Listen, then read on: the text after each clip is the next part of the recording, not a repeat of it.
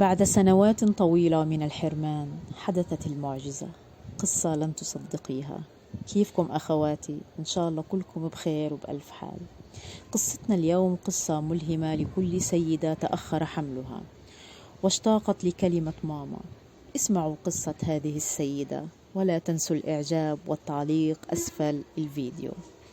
تقول السيدة كما تروي القصة على لسانها: تزوجت وأنا أحلم بالبيت الواسع والأطفال من حولي. كنت أتخيل صوت طفل إلى جانبي يناديني ماما. مرت الأيام وطال الانتظار. مرت السنة الأولى ثم مرت السنة الثانية، وعندها بدأ القلق يدخل إلى قلبي. في السنة الثالثة بدأت الأسئلة من حولي: لماذا تأخر حملها؟ هل عندك مشكلة؟ هل زرت الطبيب؟ ماذا قال لك؟ تقول: كنت أحاول الابتسام أمام الناس ولكن قلبي كان مكسور. كنت أتألم بصمت وأراقب ألم زوجي الذي لم يجرحني بكلمة واحدة ولم يظهر لي ألمه هو الآخر. قررت الذهاب إلى الطبيب.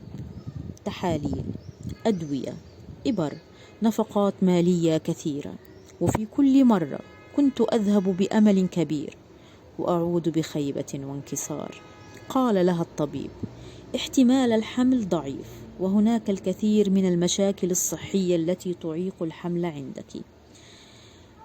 جربت الكثير من الأدوية ودفعت الكثير من المال ولكن بلا فائدة. مرت الأيام وصار الهم في قلبي جبال، وبدأت أفقد الأمل وفي حمل طفل بين يدي.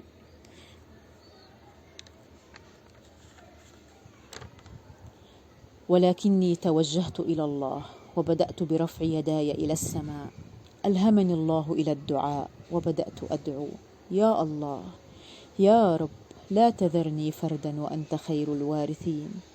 قررت التوجه إلى الله، الله الذي لا يعجزه شيء لا في الأرض ولا في السماء. توكلت عليه، تركت أسباب الدنيا وتعلقت في رب الأسباب. التزمت بالصلاة وأكثرت من الاستغفار. كنت أسمع القصص التي ترويها الأخوات في المنتديات حول الإنجاب بعد التزامهن بالاستغفار وقراءة سورة البقرة، ولذلك التزمت يوميا بقراءة سورة البقرة بنية الفرج والإنجاب. كانت البداية صعبة جدا، والشيطان كان يوسوس لي دائما: لا فائدة، أنت عقيم، لن تنجبي، لن تحملي طفلا بين يديك، لا تتعبي نفسك. ولكني كنت قوية، جاهدت نفسي وأصدقت الله في نيتي. تقربت إلى ربي بكل جوارحي، والله يقول: ادعوني أستجب لكم. أليس هو من يقول: أمن يجيب المضطر إذا دعاه؟ مر الأسبوع الأول ثم الأسبوع الثاني، أصبحت أقوى ودخلت الراحة إلى نفس المتعبة وعاد الأمل إلى قلب المنهك. واستمررت حوالي 3 شهور، لم أترك يوما واحدا تلاوة سورة البقرة ولم أترك الاستغفار. صرت أتلذذ بقراءتها وملأت قلبي بالسكينة والاطمئنان. في أحد الأيام شعرت بتعب مفاجئ. شككت في الأمر، ثم عزمت أمري وتوجهت إلى المختبر لإجراء فحص الحمل. كنت أنظر إلى الورقة في يدي ولا أصدق. لم أتمالك نفسي، كانت النتيجة أني حامل. بكيت كثيرا وسجدت لله وأنا أردد: الحمد لله، الحمد لله، الحمد لله. بعد أشهر طويلة كنت أحمل طفلي بيدي، وكنت قد نسيت كل سنوات الألم والانكسار. تختم السيدة قصتها بقولها: لا تيأسي، الله قادر على أن يبدل حالك في لحظة.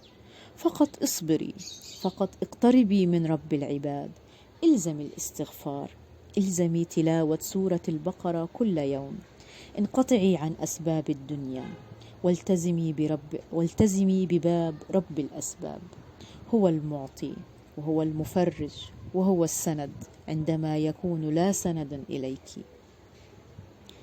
إذا أعجبتك القصة اكتبي يا رب.